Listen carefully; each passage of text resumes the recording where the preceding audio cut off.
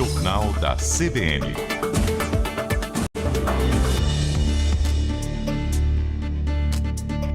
Novidade nas investigações sobre a situação do Banco Master. Informações de Brasília, ao vivo, Felipe Igreja.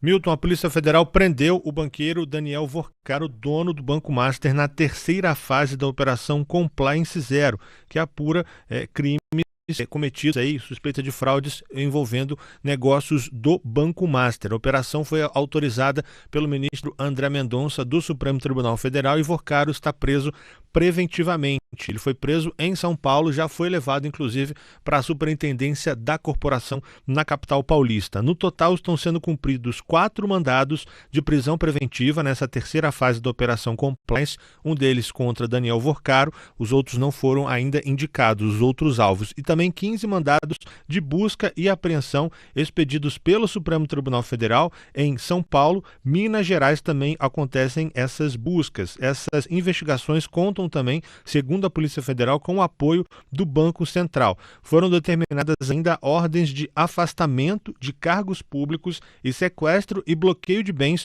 no total de até 22 bilhões de reais, com o objetivo de interromper a movimentação de ativos vinculados ao grupo investigado e preservar valores relacionados a práticas ilícitas. Portanto, a Polícia Federal deflagrou hoje pela manhã a terceira fase da Operação Compliance Zero, que apura as fraudes no Banco Master, e prendeu Daniel Vorcaro. Lembrando também que Daniel Vorcaro tinha previsão de participar hoje da CPI do crime organizado aqui no Senado. Ontem à noite ele conseguiu inclusive uma decisão do ministro André Mendonça liberando a participação dele nessa sessão. E hoje de manhã, logo cedo, acabou sendo preso preventivamente pela Polícia Federal em São Paulo. Milton.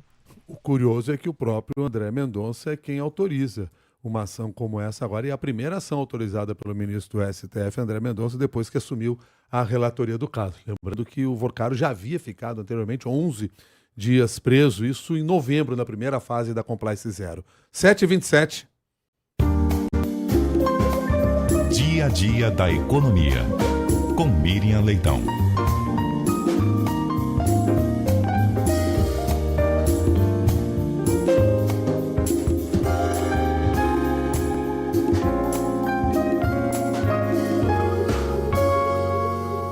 Muito bom dia para você, Miriam Leitão.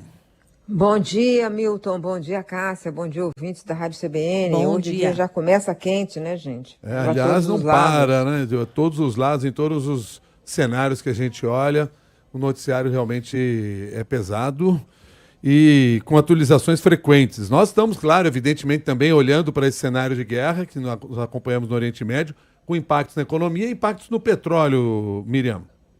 Tá, eu queria só falar uma palavrinha sobre Daniel Vorcaro. Não surpreende quem acompanha e está acompanhando como jornalista, como eu, como todos vocês, acompanhando todas as investigações. Não surpreende essa prisão porque tinha outros inquéritos em andamento. Aquele primeiro inquérito ele foi preso, da fraude, da venda da carteira fraudulenta para o PRB.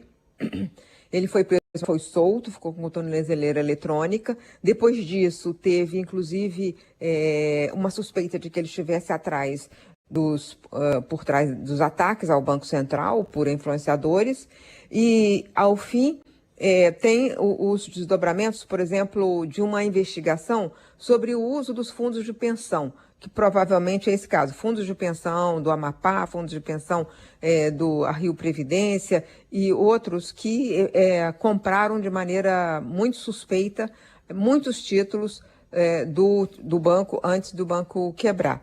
Enfim, tem outras investigações, tem uma segunda investigação do BRB que começou quando o próprio BRB levou alguns achados da sua investigação interna para a Polícia Federal, abriu uma nova investigação. Então, essa prisão dele não surpreende porque tem outras investigações em andamento. Ao longo do dia, nós vamos saber exatamente qual foi o motivo da prisão. Nesse momento, a Polícia Federal está na rua executando as outras ordens, os outros mandados de prisão, afastamento e de busca e apreensão. Milton e Cássia. Bom, Miriam, e então... agora vamos para a questão... Desculpa, da situação internacional. A situação internacional está pegando muito forte hoje. A Bolsa da Coreia do Sul caiu 12%, teve que ser interrompido a negociação, um dia muito ruim nas bolsas da Ásia. O petróleo continua subindo pelo terceiro dia, está subindo 3%. E há muita incerteza sobre todos os efeitos econômicos que se espalham na economia nesse primeiro momento.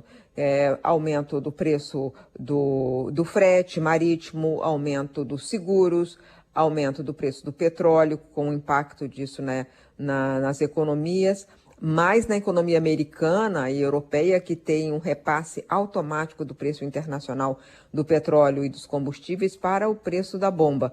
Nós aqui não, mas está aumentando a defasagem entre o preço interno e o preço internacional. E haverá algum momento em que a Petrobras terá que fazer um aumento.